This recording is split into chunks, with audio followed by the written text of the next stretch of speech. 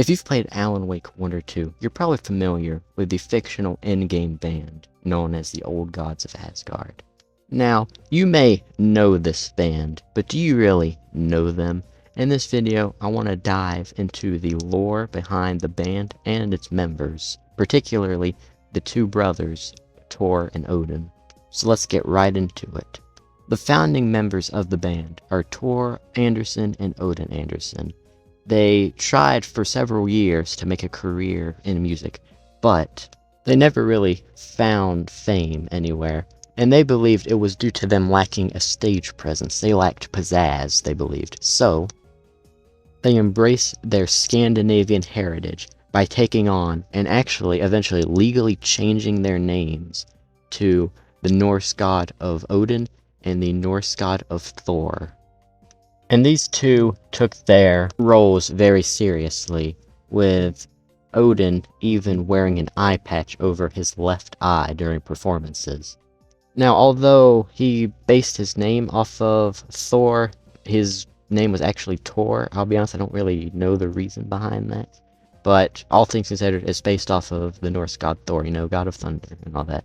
So, after setting on a theme for their band, they had to add some new members to it, because, you can't have a two-man band. That just doesn't work. So, eventually, Odin and Thor would add a new member to their band, and this was a man named Fat Bob Balder. Now, although his name was Fat Bob Balder, he was actually a very thin hippie, and he was in the band the unifier of the band. He brought, peace among the band members, because the next band member we'll talk about was the absolute opposite of him. Now, mythology, Balder is the god of light, love, happiness, pretty much any positive word you could use. So, all things considered, given the lore of him, his name was perfect for him. Now, the next band member would be the final one that was added, and this was a man by the name of Loki Darkins. Now, given that name, you can probably tell what his personality was. Loki was constantly fighting with his other bandmates, even stealing money from the band, and sometimes would just leave. He just left, and would come back whenever he wanted to. And even on one occasion, at a concert, he began throwing things into the crowd, which reportedly ended up hurting people pretty badly.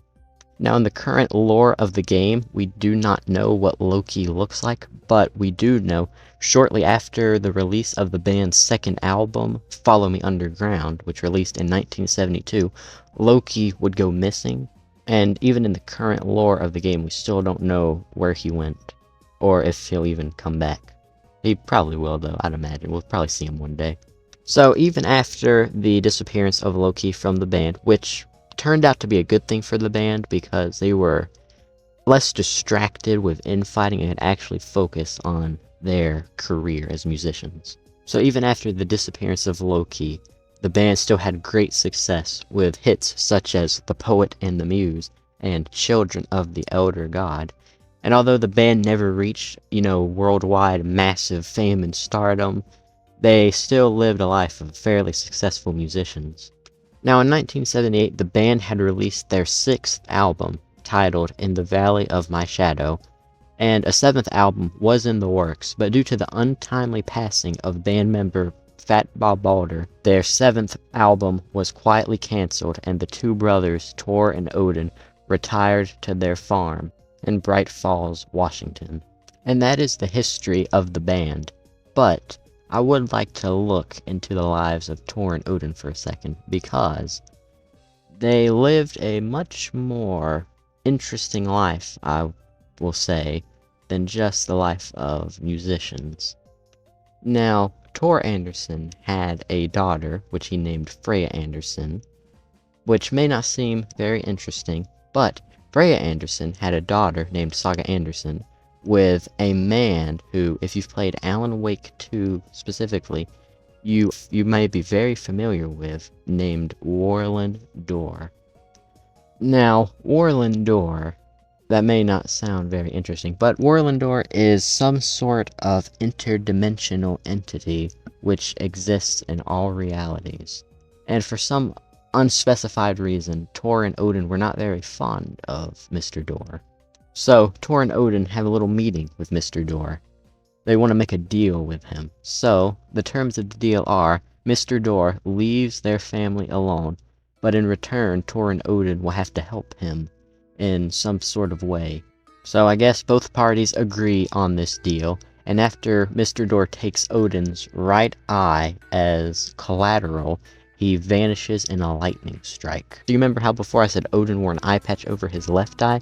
Well, Mr. Door took his right eye, so I don't think he was too happy about that. So after Freya Anderson, which don't forget is Thor's daughter, learned of this act, she left the Anderson farm with her daughter Saga, which would be Thor's granddaughter, and from the looks of things would never reunite with him due to Freya eventually passing from unspecified causes.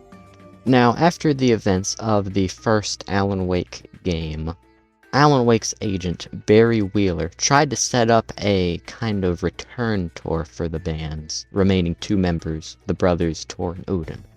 So, with this kind of return of the band, a new song was made titled Balance Slays the Demon, which apparently Barry Wheeler thought was going to be a huge success.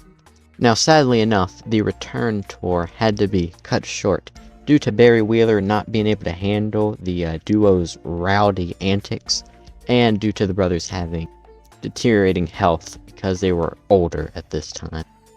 Now, even though this return tour had to be cancelled, Barry Wheeler, being the good guy that he is, actually had a nursing home built for the brothers, which would go on to be named the Valhalla Nursing Home, which I gotta say is an absolutely perfect name. Now, more tragic news.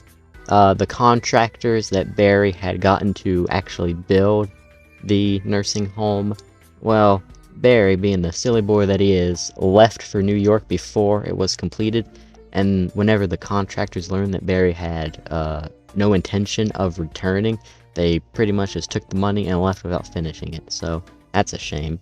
But at least it was, partially finished, so it was still usable, just not complete.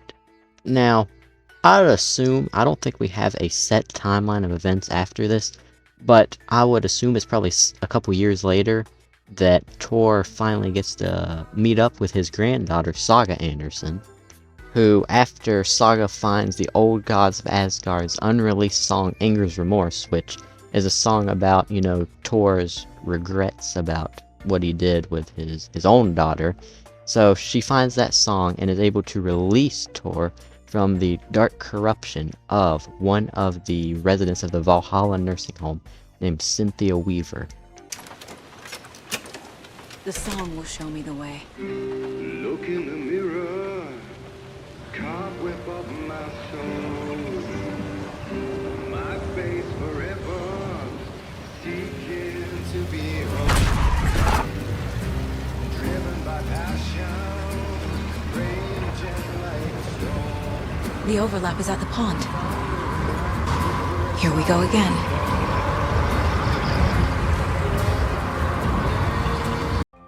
Now, after Saga Anderson rescues her grandfather, she enlists the help of Thor and Odin to write a new song that will hopefully release trapped writer Alan Wake from the dark place. And being absolute legends, they do write a new song in a very short amount of time, and this new song is named Dark Ocean Summoning. I'll get him into the light.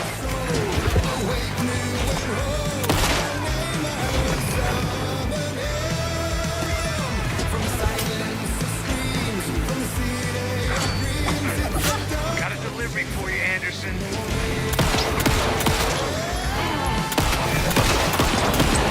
Where after they perform it at the lake, Alan Wake is released from the dark place, but strangely enough, he is released days before, so there's some weird time shenanigans going on here.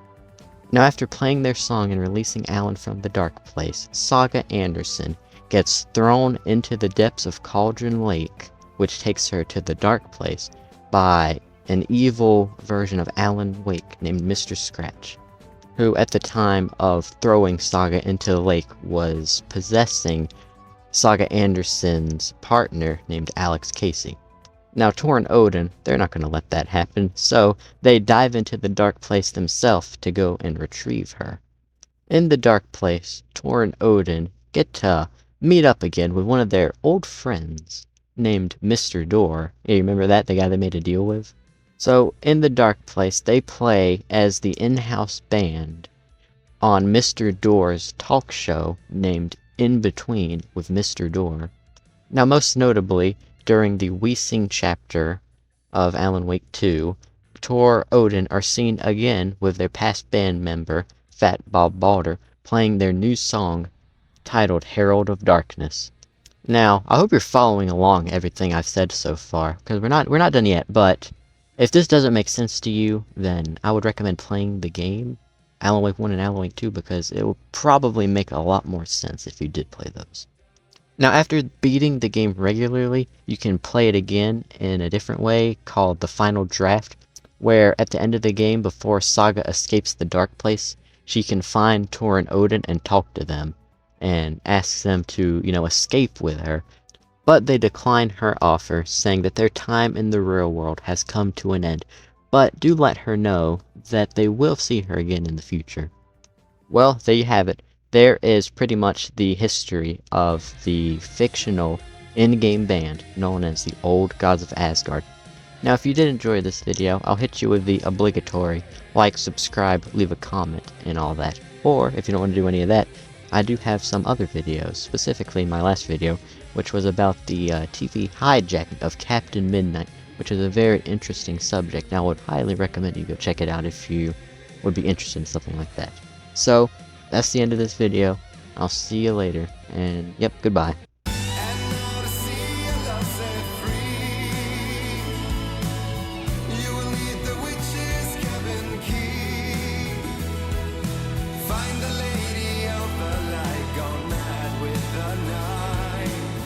That's how you